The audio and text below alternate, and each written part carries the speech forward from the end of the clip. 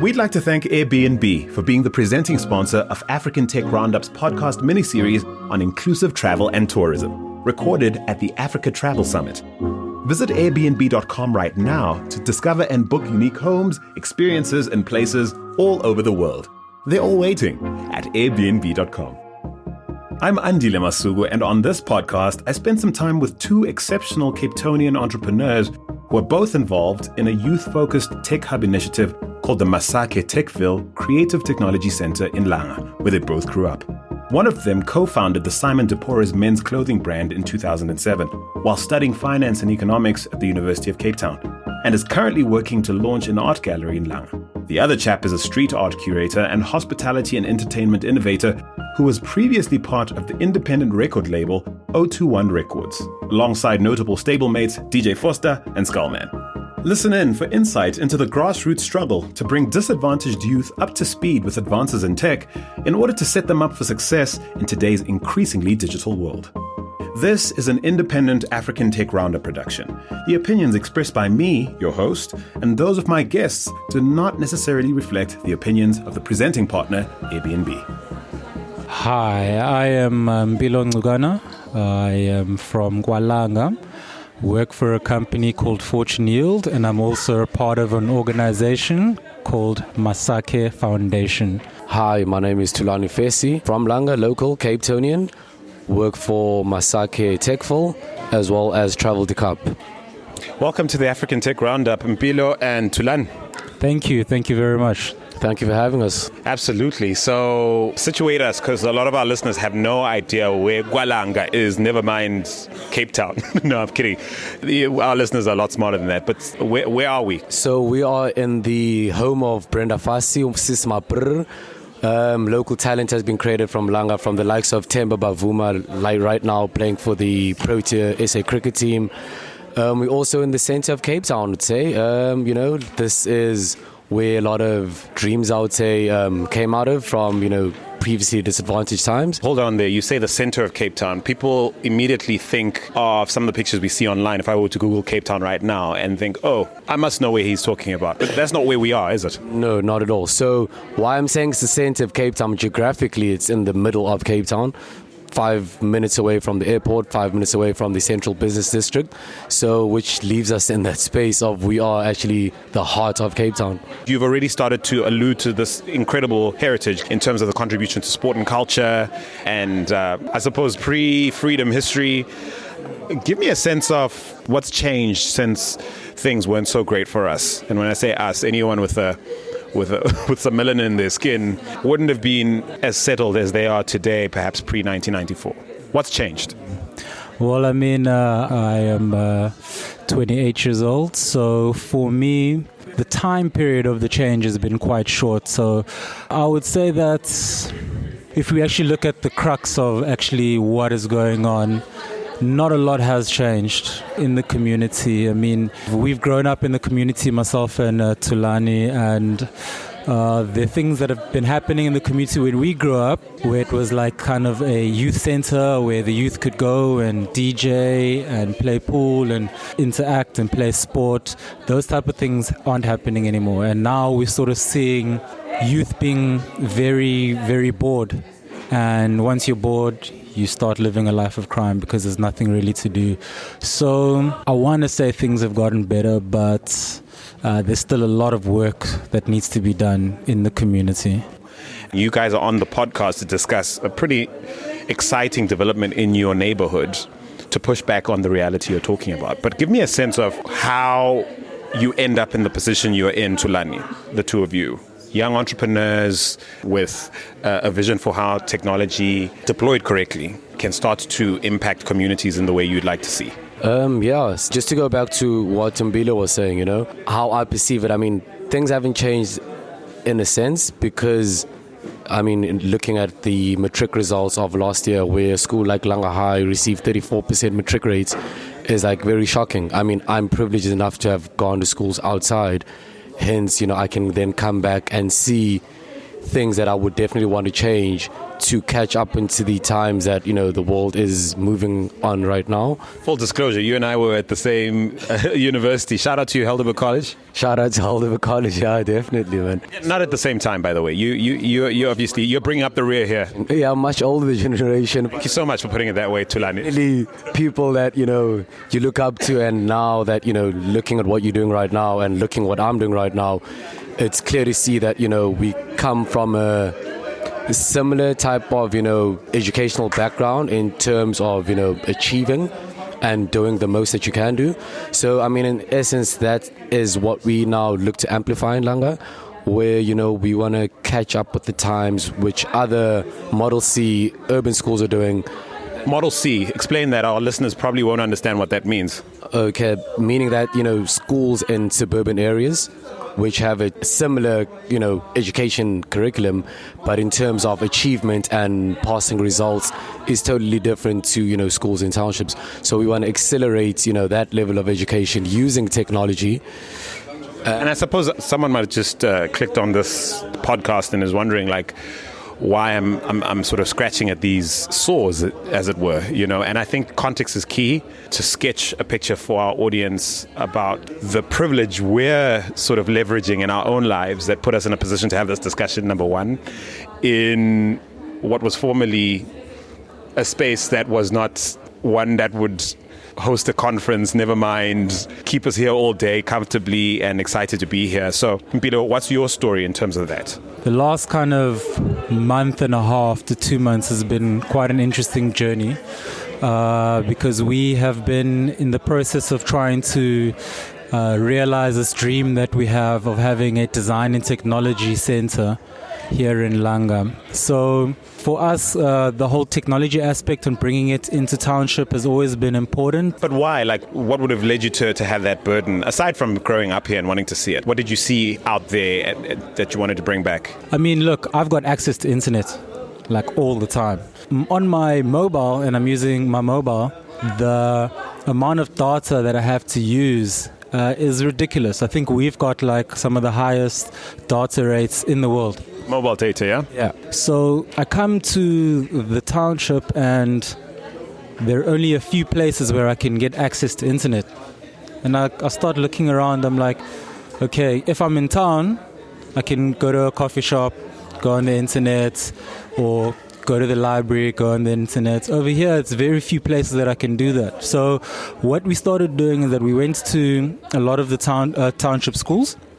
There's about, correct me if I'm wrong, there's about 8 schools. 4 primary schools, 4 high schools, correct. Yeah, so we started doing a tour and we're still in that process, and we found it shocking that you go to most of these schools and let alone internet access, there's basically no computers, there's no hardware, the kids haven't got access to the internet, they don't have access to computers, and in this day and age, that's we find that kind of ridiculous. It's so there are oversimplifications around, hey, why do they need computers anyway? Isn't Africa mobile? Well, turns out if you're going to create solutions that actually meet grassroots problems, you need a little more than a smartphone in your hand, I guess. Definitely. And also then, even if you do have a smartphone in your hand, there's the question of data, which the cost of connection. And yes, while there are all these free Wi-Fi initiatives, I think the untold story is that they're not quite as widespread and certainly not nearly as good and robust as they could be. Yeah, definitely. There's not as much except for the center that we're in right now. So here at Kugastebe, this is the only free government point of, internet access. On that level as well, it's not just about internet usage, Kids don't get to attend science fairs. We're looking for the next inventors. We've got a water problem in Cape Town right now. But, the next generation has not been given or harnessed that opportunity to think creatively in trying, to find solutions to that. And I went to a school where, there was a science fair internally every year. And you'd been taken into a provincial one, the international one. My baby brother right now goes to Kuro, a private school, where they've got robotics in the school.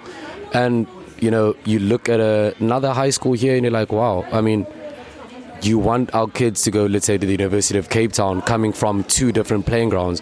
One coming from a playing field where they've been harnessed and given everything, and the other one where, they've barely been spoon-fed the enough, equipment or education mindsets to be able, to create the new Cape Town, the new South Africa, and, to enter into the new world, on a competitive level. That's just, some of the things that we're trying to bring into a space like Langa, so kids can be given the equipment and be allowed, to fly and dream on their own, instead of, being subjected to being given what, is perceived as right, instead of being given what, they should be using to embrace and build their own spectrums. So how are you looking to solve for the issues that Thulani's brought on, Mpilo? We really want to have the access to the information be free, and we're really trying to get low internet charges or hopefully free internet into marginalized areas, because this is how we feel that in the past that these areas have been designed not to fuel growth. These areas have been designed to sort of hide information. So we're trying to basically tell the community that, listen guys, it's a level playing field now. Now more than ever, if you've got internet connection and you've got even a smartphone, you can learn a lot of skills by yourself. So we're trying to kind of also enable people to go out there and be curious and to learn. On that, it's not just as well, like I've been saying, about technology. So there's also the aspect of financial coaching and training, and developing that financial sound mindset at a young age, so that by the time you're making financial decisions from 18, you can actually make proper financial decisions. It sounds like critical thinking to me. Definitely, in that sense, yeah. We're taking a quick breather to thank the presenting sponsor of this series, Airbnb. Can you imagine a world without travel? We certainly can't. And that's why at African Tech Roundup, we reckon that the opportunity to travel and experience everything our world has to offer should be something everyone can enjoy. Airbnb happens to think so too. They also believe that Africa's travel and tourism industry can do a lot to sustainably empower and economically elevate underserved communities, which is why they hosted the first ever Africa Travel Summit in Cape Town's KwaLanga Township in 2018, where the series was recorded. Airbnb can't wait to put you onto millions of unique homes, experiences, and places all over the world. Book now at airbnb.com. And now, back to the conversation. So we literally just ran into each other in the corridors, and then you guys started telling me about this unprecedented development that you and others have now acquired the land in Langa, to build. And my question to you offline was sort of, guys, all of these stats around how many innovation hubs we have on the continent and the massive debates around their efficacy and of course, people who are investing and pouring impact investment funds into the space, foreign aid into the space, certainly want the world to think they're doing the right thing by building one incubator, accelerator, innovation hub after another. And I said to you guys, why Langa? Why is this one different? How is it different? And I think we've created the context for why Langa needs a place like this. We've talked about the heritage, KwaLanga's contribution, punching way beyond its weight in terms of just contributing incredible South Africans and Africans doing incredible things in the world. And so I've bought into this notion that we need to give people the opportunity to contribute in ways they haven't done before. But give the people what you told me, what and why.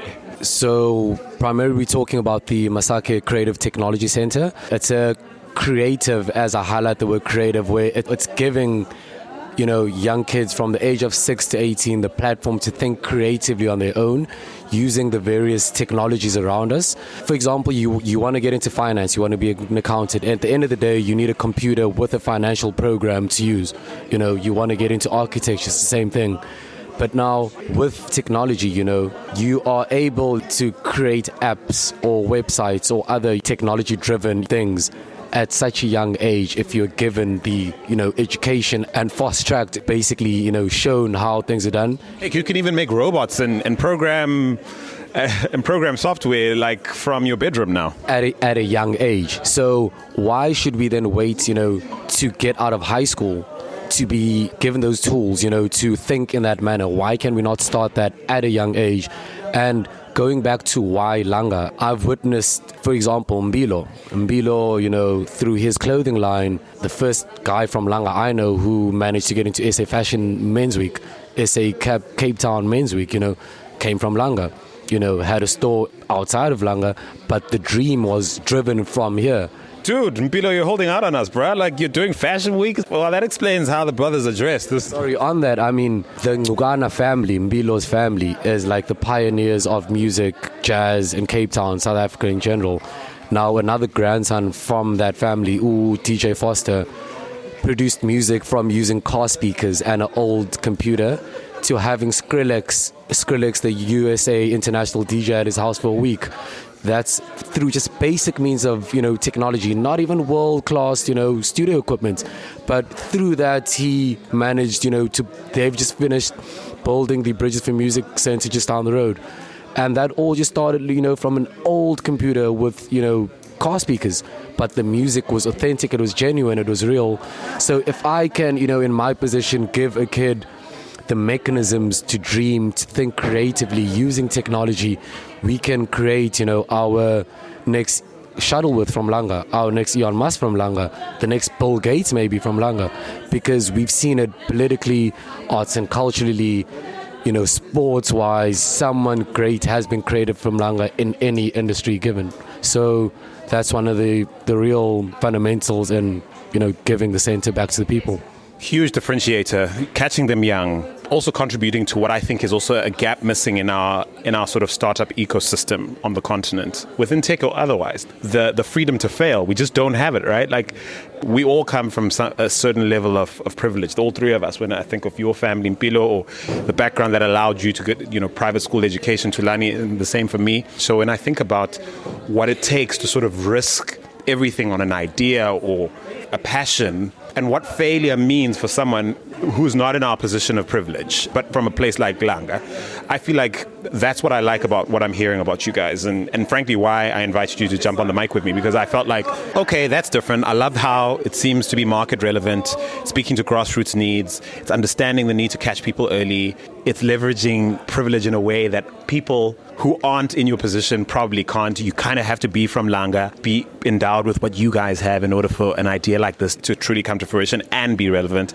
Am I getting this right? What Mpilo? Yeah, you are 100%, man. For us, I mean, like when you're speaking about the failure aspect, I believe you only fail once you stop, If you carry on going, you don't count that as a failure, you just count that as a hump in the road, Except some people have to stop because that's all there is, and it's like eat or carry on, and like you've got to eat so you don't carry on. Yeah, no, 100%. A big kind of mission for us is to change culture, and when I say culture, I mean in terms of the way people think and the way people interact with their environment.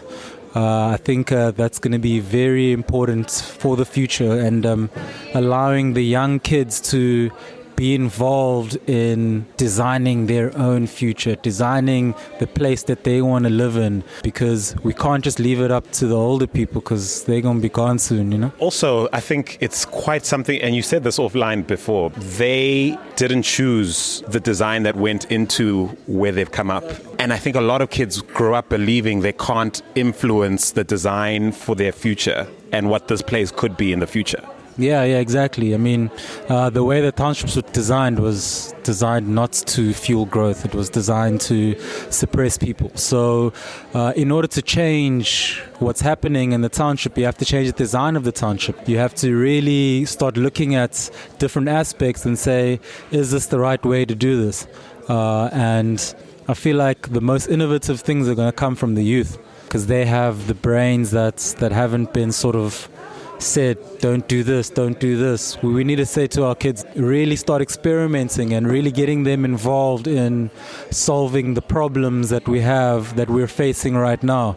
And the way that we want to do that in the Masakhe Techville Center is to teach them a way of thinking, teach them critical thinking, teach them design thinking, teach them how to solve their own problems. They can be small problems, can be start off really, really small. How do you solve this issue? Or how was this toy made? And make them really understand their environment, because once they understand their environment, they'll be able to influence the environment and change the environment for the better.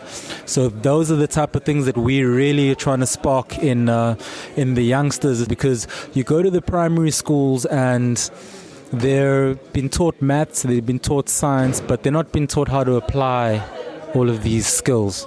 So this is where we come in, where we want to say, okay, with your design and your technology, let's take your math skills, let's take your physics skills, let's put them to practice, make something that kind of works so that you can understand the world around you. Bringing such a center to the township as well, to Langa. I mean, you look at something like the watershed, the waterfront, where at this African Travel Summit that we had today, we're talking about spreading, the growth of tourism into other sectors as well, like township tourism. But now, us bringing a similar structural center into Langa, it's not just about, enhancing the children, but it's also about enhancing, local economy on a holistic level, job creation, growing tourism and tourism participation. It's not just about tourists coming in, taking pictures, but are they enacting, engaging, and maybe volunteering their time as well to teach the kids in various aspects of what they represent back home. We look at tourism as international relations. So essentially you've got outside people who could be potential investors in anything that come and they interact with the people. And what happens most of the time is that when people come into Langa, they look around and they're like, wow, we see the potential, we see the beauty, we appreciate the history. Where can we help?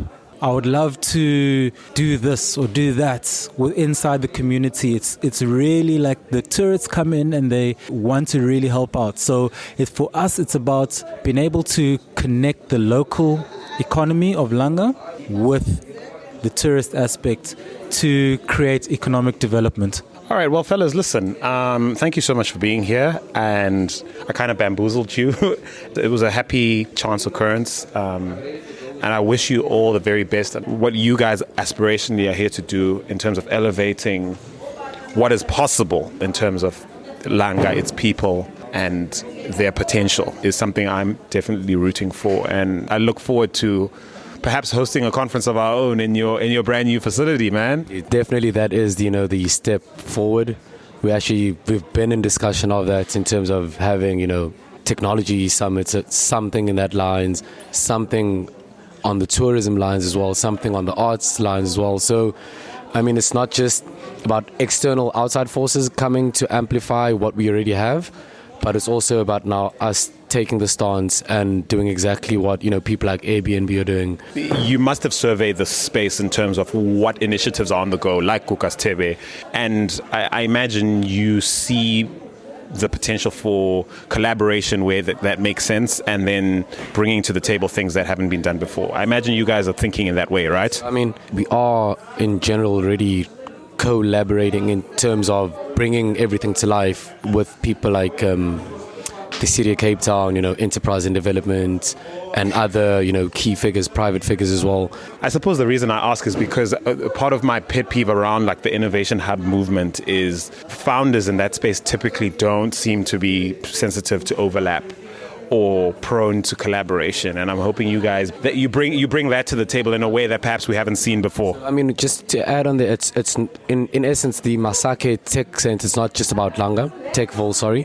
So it's about having this here in Langa, Mitchell's Plain, in Khayelitsha, in eThekwini, in Mthatha, in Mlazi, and now having platforms for similar-minded youngsters to all collaborate, within the center spaces and, bring new ideas to the table. Definitely open for collaborations and working with all different types of forces, man. That's it's about that in general.